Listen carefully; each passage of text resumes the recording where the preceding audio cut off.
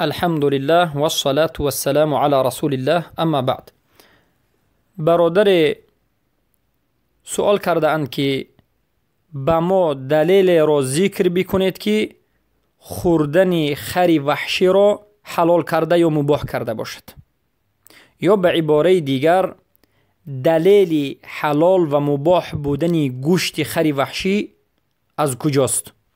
بارک الله فیکم. البته خر به دو قسم تقسیم می شود. خر یک حیوان چارپا.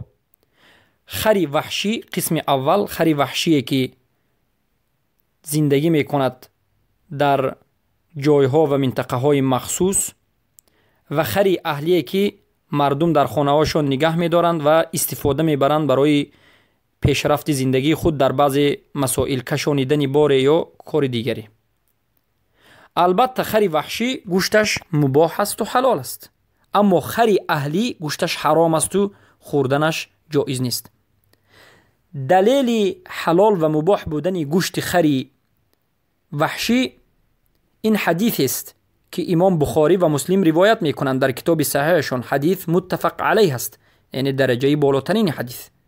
عن ابي قتادة رضي الله عنه انه صاد حمارا وحشيا وأتى بقطعة منه للنبي صلى الله عليه وسلم فأكل منه وقال لأصحابه صلى الله عليه وسلم هو حلال فكلوه.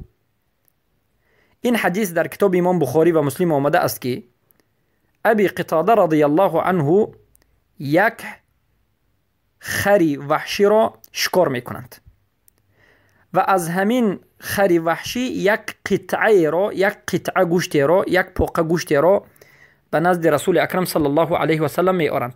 رسول الله از این گوشت خر وحشی می خورند و به صحابگانشان و به یارانشان می گویند که این حلال است، یعنی گوشت خر وحشی حلال است، بخورید.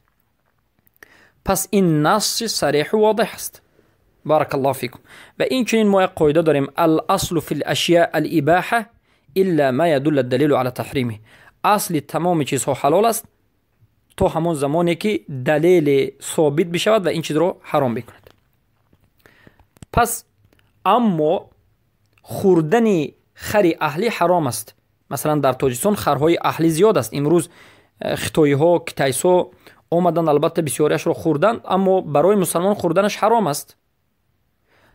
در اول اسلام صدر اسلام خوردنش مباح بود، اما رسول اکرم صلی الله علیه و سلم در روز خیبر، در جنگ خیبر حرام کردند. خیلی که امام بخاری رحمه الله در کتاب صحیحشون روایت میکنند، در رقم شماره حدیثی که 5520 است، عن جابر بن عبد الله رضی الله عنهما قال نهى النبي صلی الله علیه و سلم یوم خیبر عن لحوم الحمر ورخص في لحوم الخیل.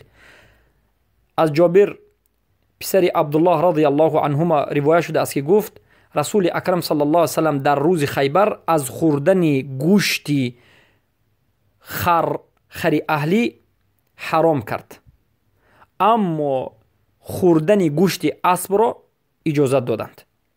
و این چنین امام بخاری و مسلم، یعنی حدیث متفق علیه است، روایت میکنند از ابی ثعلبه رضی الله عنه قال حرم رسول الله صلی الله علیه و سلم لحوم الحمر الاهلیه.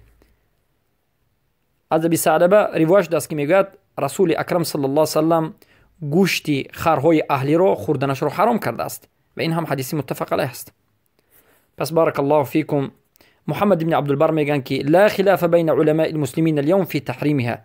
یگان خلاف بین علمای مسلمین نیست بر اینکه خوردن گوشت خر خانگی حرام است، اما خوردن گوشت خر وحشی حلال است و مباح است و باکی ندارد. بارک الله فیکم.